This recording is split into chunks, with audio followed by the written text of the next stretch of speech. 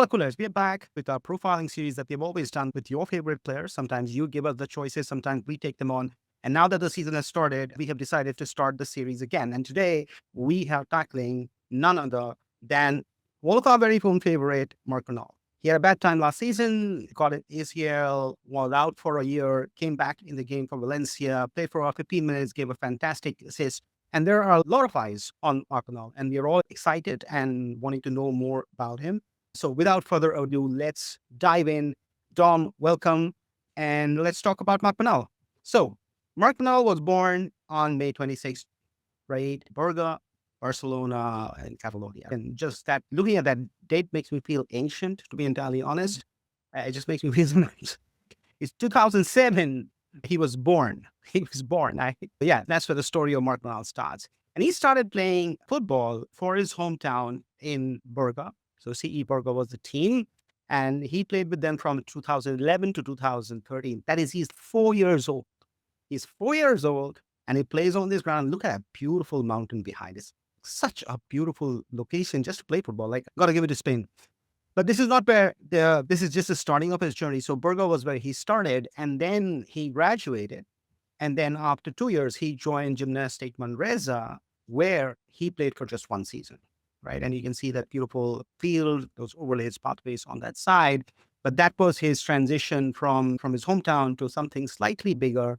But talent is talent, and he got noticed. And then before, when he was 6 years old, he joined La Masia. You can see that haloed that building. And he started at the age of 6, which is 2013, 2014. That's the year when Mark Bernal starts his journey in FC Barcelona. Today we are at 2025. He's already in the senior team. What a journey it has been, Dom.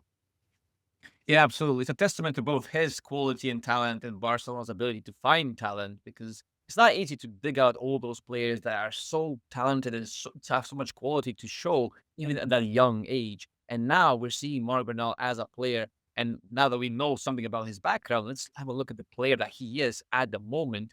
Obviously, we've taken some data from last season, combined it with some data from this season to give you a little bit of an overview of his player profile, and we can see what he's good at. Well, he makes a lot of touches, and he's someone who will control tempo with the ball at his feet. Obviously, we don't have much more to go on because, again, his injury has someone stalled his development and his play time. But if we go forward, we can see that Marc Bernal, compared to some other players in our team like Frankie de Jong, the profiles are similar, but they do differ in some of the things. And interestingly enough, Dev, he's good at build up. He's good at improving Barca XG chain, but he's also a proficient a bit higher up the pitch. And we saw that against Valencia as well. Marc Bernal has it in him to deploy a pass that is maybe a bit more deadly, a bit more lethal, a bit more incisive.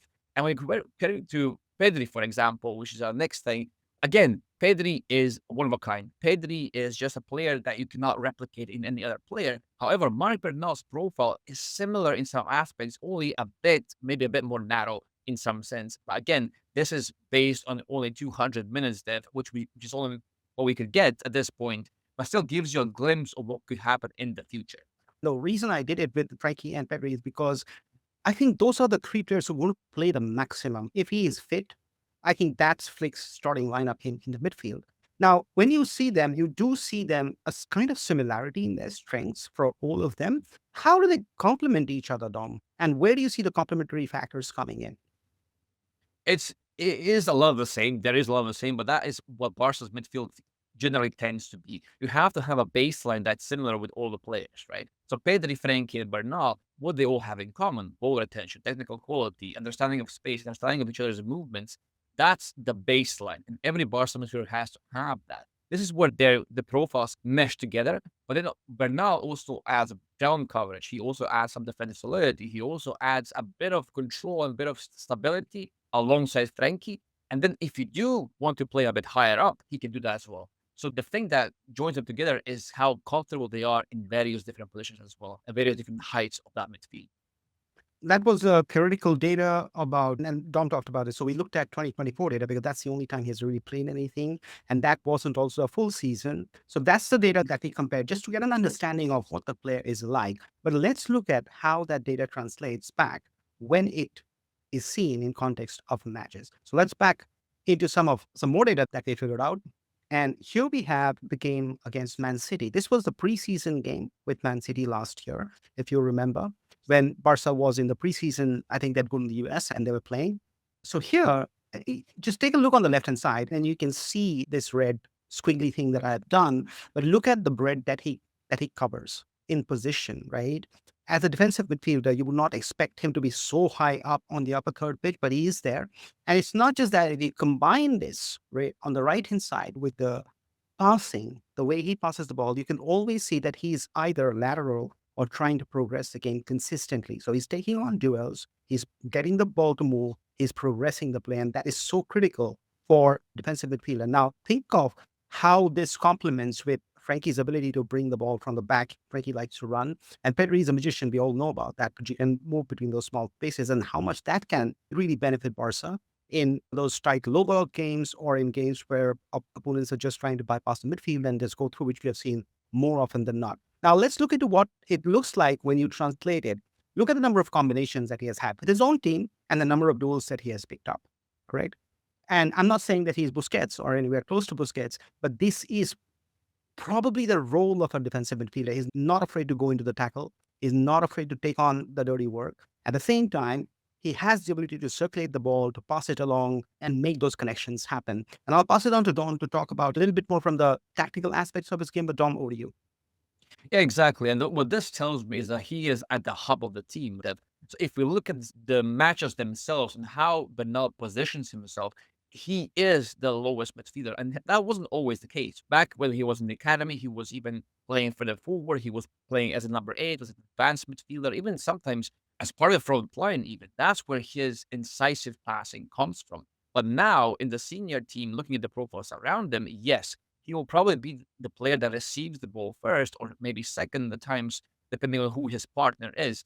But that will be his biggest contribution to the team, and that is that tempo setting and getting the team from the first to the second phase and then onwards, connecting with the other midfielders. And you can see an exact example here, which was from again last year as well. He receives the ball from the back line, and the difference between him and Frankie de Jong, for example, is he receives here, he turns swiftly, and he then passes the ball forward to the next midfielder. He doesn't run with the ball as much. He doesn't hog the ball as much. So he is someone who can recycle possession, be a bit safer in that first phase, but also do that with passing. And this was the game against Real Madrid. Again, in the preseason, if you remember, slightly lesser in concentration in terms of how his positioning was. It also depends on Real Madrid's shape during that game. But look at that central position, right? And then look at the passing network that he has on the right hand side, right, in that first half. Look at the number of times he has tried to thread the ball into the final third. Look at the number of times he's tried to find positions both on both the flanks. He's trying to connect the game. And then look at his defensive contribution as well. Either he's passing with Marc-Andre ter Stegen, who's the goalkeeper at that time, or he's with his defensive partners in that high line. And then look at the number of combinations.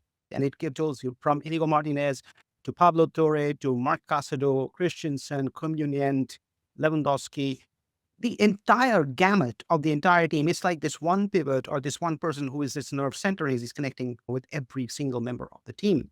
And he's not afraid to take on challenges or duels, and that's very evident on the duel map here. And that, again, it reinforces what we saw in the earlier match stat, but then tells you that this is the DNA of the player, right? This is how he fundamentally likes to play. And this will be so critical for us as we go into this year's trophy quest, for us to say. But on this, and especially because it's Madrid, and Madrid has changed a little bit this year, Dom, I want to ask you, how does this, if he is fit and firing, how does his presence help us with the changes that Madrid have made this season? It's very simple. It's the balance that Flick wants to have in that midfield. He wants to have players who are very comfortable, because if we saw Madrid in the latest games, they are the team that's now transitioning from being a more passive team to a team that will press you, that will have this identity throughout the whole game. Because if you saw against Espanyol, for example, Real Madrid were pressing until the 90th minute of the game, which is something that we're not used to under Ancelotti, for example. And Mark Bernal gives you the extra security, extra press resistance alongside a Frankie, alongside a Pedri. And in theory, that midfield should not be losing the ball to any team out there. And combine that with the back line and João Garcia, of course, as the new addition in goal, you have a very solid foundation for Barca to establish themselves as the giants and monsters in the middle of the pitch and to that whole middle channel of the pitch. And to me, this is where always our strengths have lied. And with Mark Bernal, it just reinforces the same notion. And this is where Mark Bernal also shines because he has a plethora of different passes in his locker.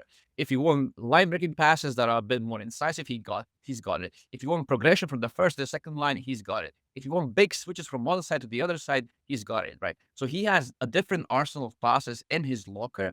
And that means that he's ready for different situations on the pitch. And that makes his role even more important because if you have a player that strong on the ball, in that very position, number 6, he has to have that in him, and he does. He has the variety, he has the ability to execute different passes for different situations, which makes Barca that much more dangerous. We've seen Pedri obviously balling out this season and last season, but we've also seen that Pedri is really good when he plays that deep defensive role. He can connect the offense to the defense, but also is so very good in just nicking the ball off or putting the press in and then taking the ball right from the defense and then making that play from there, right?